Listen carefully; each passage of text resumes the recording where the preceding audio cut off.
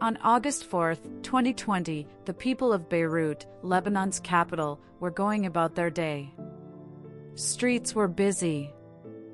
Families were cooking dinner. Workers were returning home. It was just another warm summer evening in a city that had endured much, but still stood proud. And then, without warning, the sky turned orange. At 6:08 p.m., a massive explosion erupted from Beirut's port, sending a fireball into the sky and a shockwave that shattered windows, flattened buildings, and echoed for miles across the Mediterranean. In seconds, Beirut was transformed into a war zone.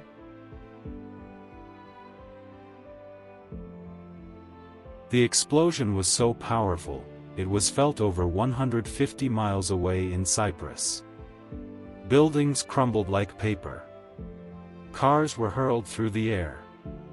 Glass rained from the skies.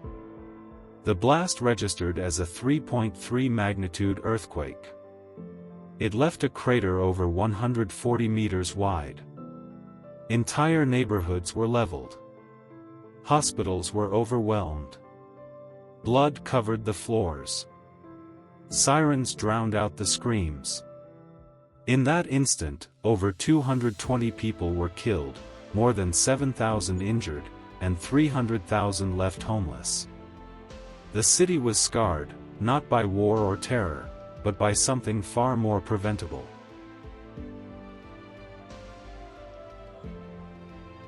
Investigators quickly traced the source, a warehouse at the port where 2,750 tons of ammonium nitrate had been stored for over 6 years, unsafely, improperly, and without adequate oversight.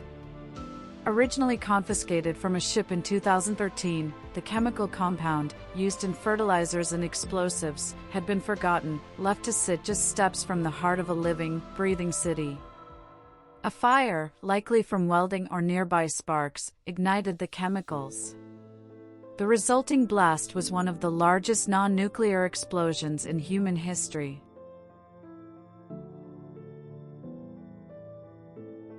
In the days that followed, Beirut was filled with rage and grief.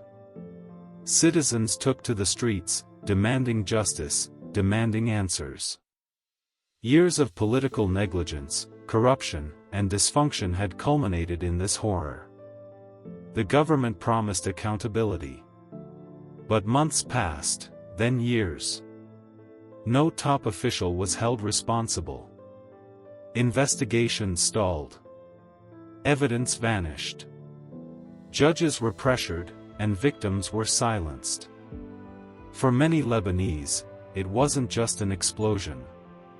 It was a betrayal.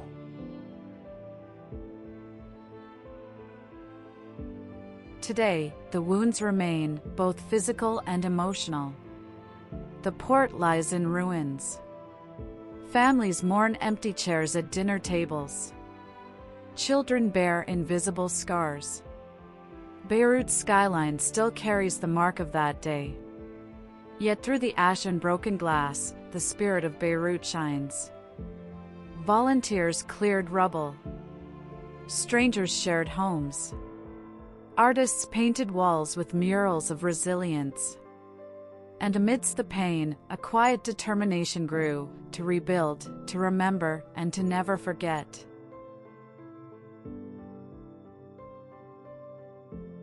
The Beirut explosion was not a natural disaster. It was a man-made tragedy born from neglect, incompetence, and silence.